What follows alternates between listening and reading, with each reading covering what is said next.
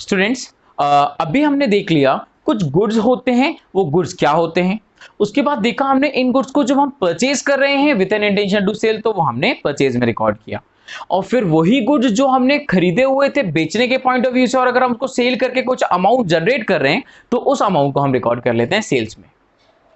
But student, अब मुझे एक बात आप लोग बताइए, ये बात तो आप लोगों को ही पता होगा कि अगर कोई भी बिजनेस एंटरप्राइजेस हैं तो इन बिजनेस एंटरप्राइजेस में जो गुड्स परचेज किए जाते हैं या फिर जो गुड्स सेल किए जाते हैं वो ज्यादातर कैश में होते हैं या फिर वो क्रेडिट में होते हैं। स्टूडेंट्स, आप लोगों का आंसर आएगा हाँ।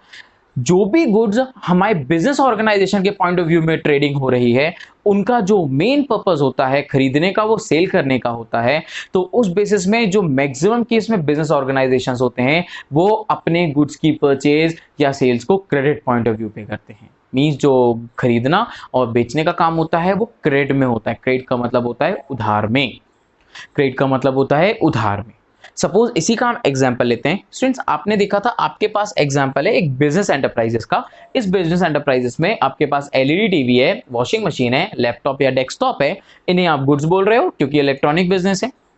अब इसकी बात करते हैं हम। इन गुड्स को हमने 100 यूनिट्स परचेज कर लिया।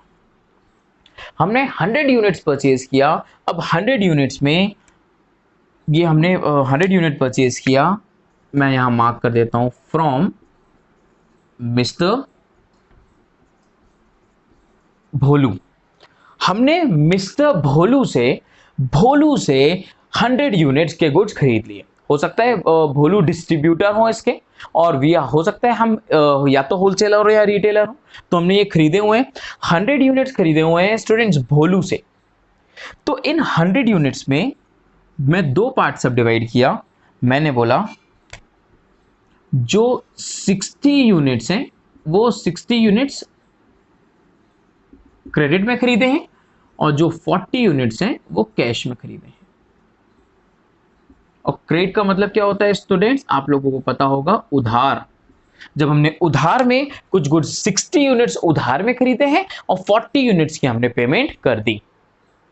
तो स्टूडेंट्स यहां पर मींस मुझे पता चल जाएगा ये जब हमने 60 यूनिट्स भोलू भाई साहब से गुड्स उधार में खरीदे हैं, दैट मींस ये मेरी ऑब्लिगेशन है कि जितनी भी पेमेंट बनती है 60 यूनिट्स की वो मुझे भोलू भाई साहब को पे करनी है।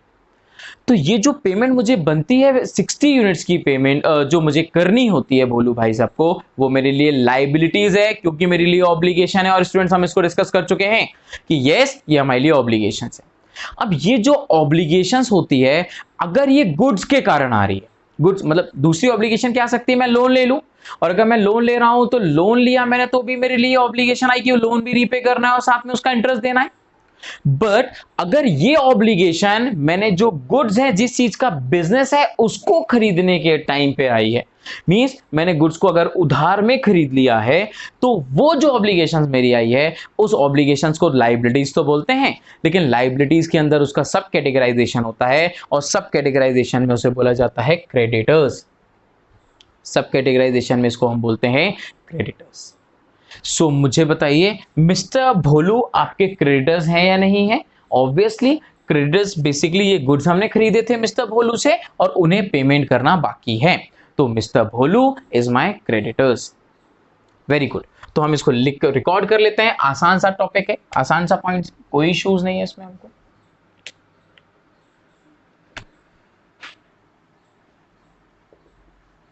Creditors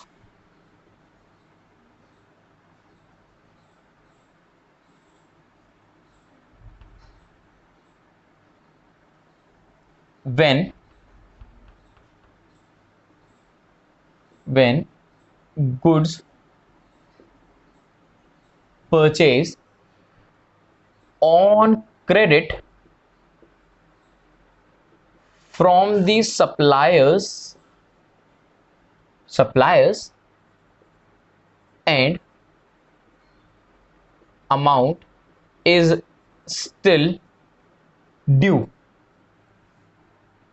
Amount is still due, so the supplier is known as creditor. So the supplier is known as creditor. Means अगर कुछ मैंने गुड्स खरीदे हैं और गुड्स अगर मैंने खरीदे हैं और गुड्स को खरीदने के टाइम पे मैंने उनको अभी पेमेंट नहीं की है, तो जितने भी पोर्शन की मैंने अगर उनको पेमेंट नहीं की है, तो उस समय पे मैं अपनी बुक्स में उन पर्सन का नाम लिखूंगा कि मुझे इन भोलू भाई साहब को पेमेंट करनी है। तो ये जो मैं भोलू भाई साहब का नाम लिखूंगा, इन भोलू भाई साहब का नाम लिखूंगा मैं क्रेडिटर्स के अंडर, क्योंकि ये वो पर्सन है जिन्हें मुझे पे करना है और मैंने उनसे गुड्स खरीदा है। गुड्स के लिए ध्यान रखिएगा स्टूडेंट्स, गुड्स के बेसिस में ही आएगा। सपोज अगर मैं ये फर्नीचर उधार में खरीद लेता तो उस समय पे हम क्रेडिटर्स में नहीं लिखते, क्योंकि जो फर्नीचर है वो हमारे बिजनेस की ट्रेडिंग में यूज नहीं होगा, हमने उसको खरीदा है सेल करने के लिए नहीं।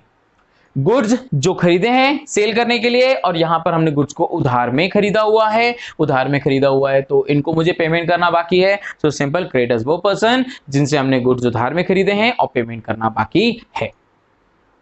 अब स्टूडेंट्स सिमिलरली होता क्या है, जो गुड्स हमने खरीदे हैं, इन गुड्स के पॉइंट ऑफ व्यू पे हम इसको क्यों खरीदा था, क्योंकि हम मार्केट में सेल करेंगे। सो स्टूडेंट्स, अगर हमने गुड्स खरीदे हैं तो सेल करेंगे। अब सिमिलरली अगर हमने गुड्स उधार में खरीदे हैं तो सिमिलरली हम गुड्स को सेल भी करेंगे, और जो हम गुड्स को सेल करेंगे वो हम क्रेडिट में ही करेंगे। मींस हमको जो गुड्स को सेल कर रहे हैं वो शायद गुड्स को हम क्रेडिट में भी सेल कर सकते हैं। तो स्टूडेंट्स, अगर हम गुड्स को क्रेडिट में सेल कर रहे हैं, सो उस समय पे भी जिन पर्सन से मुझे अमाउंट रिसीव करना बाकी होगा उन पर्सन को भी कुछ बोलेंगे क्या? हाँ स्टूडेंट्स, हम उन पर्सन्स को भी कुछ बोलेंगे। देखिए उनको क्या बोलते हैं। अब हम बात कर रहे हैं डेटर्स की। Students, it is debtors, not debtors. We are not going to pronounce it as a debtor, it is debtor, B is silent. Creditor का जस्ट अपोजिट डेटर। देखिए, हमने गुड्स खरीदे, यहां पे ओवरऑल 100 यूनिट्स के गुड्स खरीदे हैं, इनमें से कुछ पोर्शन हमने सेल कर दिया। इसमें से हमने 80 यूनिट्स सोल्ड, इसमें से हमने 80 यूनिट सेल कर दी।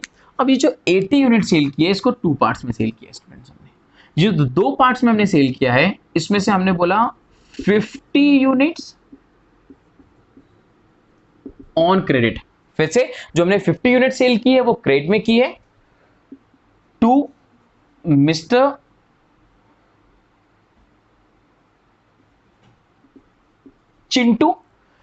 चिंटू को हमने गुड्स 50 यूनिट के गुड्स सेल कर दिए उधार में, एंड जो बाकी के रेस्ट 30 यूनिट्स थे वो कैश में सेल हुए हैं। इनको हमने सेल किया कैश में, तो कोई प्रॉब्लम नहीं, जो कैश में आ गया उनसे हमें क्या लेना देना। लेकिन हाँ, मुझे पता है मिस्टर चिंटू को हमने गुड सेल किए हैं उधार में, मींस ये चिंटू 50 यूनिट्स तो लेकर चले गए हैं, बट इन्होंने हमें अभी अमाउंट दिया नहीं है। तो जो वो पर्सन जिनसे अब मुझे अमाउंट लेना बाकी है, तो जो मुझे उनसे जो अमाउंट लेना बाकी है is a part of debtors, are known as debtors. Simple, creditors वो जिनसे गुड्स खरीदा था, पेमेंट करना बाकी है। डेटर्स वो जिन्हें गुड्स सेल किया था, उनसे अमाउंट लेना बाकी है। देखिए यहां पे लिखते हैं, when goods sold to customers on credit and amount is still to be received means amount अभी भी लेना बाकी है। तो अगर मुझे अमाउंट लेना बाकी है, then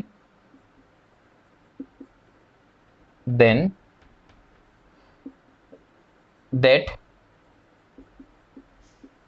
customer is known as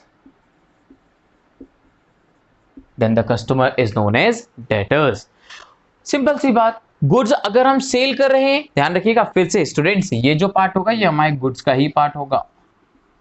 goods means जिस चीज का बिजनेस है। अगर मैं फर्नीचर को सेल कर देता हूं और अगर मुझे उनसे अमाउंट लेना बाकी है, तो वो हमारे लिए गुड्स की कैटेगरी में नहीं है, तो वो उसे हम डेटर्स नहीं बोलेंगे। ध्यान रखिएगा, जो बिजनेस की डीलिंग है उसी पर आपके क्रेडिटर्स बनेंगे और उसी पर आपके डेटर्स बनेंगे। सो सिंपल सा कंसेप्ट क्रेडिटर्स एंड डेटर्स का कंप्लीट होता है। अब इसमें एक और मुझे छोटा सा पार्ट आप लोगों को बताना है।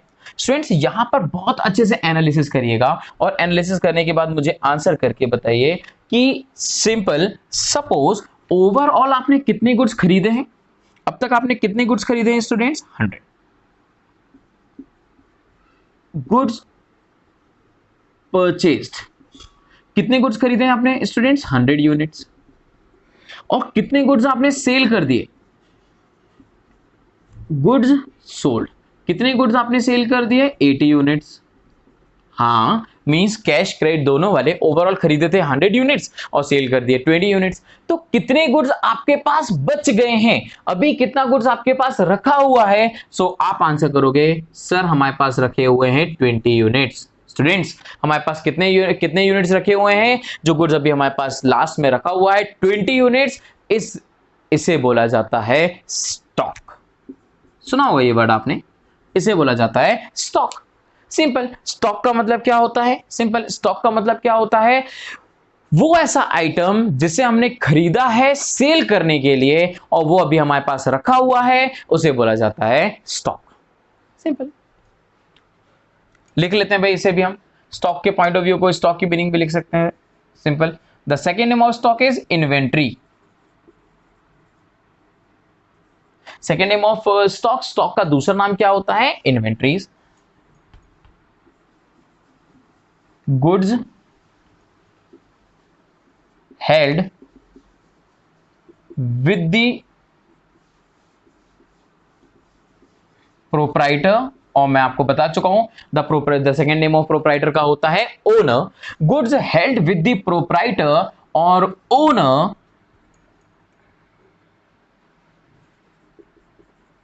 एट द एंड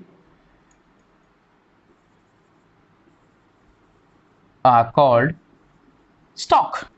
सिंपल यहां पे देखिए ना, हमने खरीदे 100 यूनिट्स थे, 80 यूनिट्स को बिक गए हैं और जो 20 यूनिट्स बचा हुआ है, ये 20 यूनिट्स का हम बोलेंगे अभी हमारे पास कितना स्टॉक रखा है? 20 यूनिट्स का स्टॉक रखा हुआ है। सिंपल सी बात है। और जो स्टॉक होता है उसका सेकंड नेम होता है इन्वेंट्री।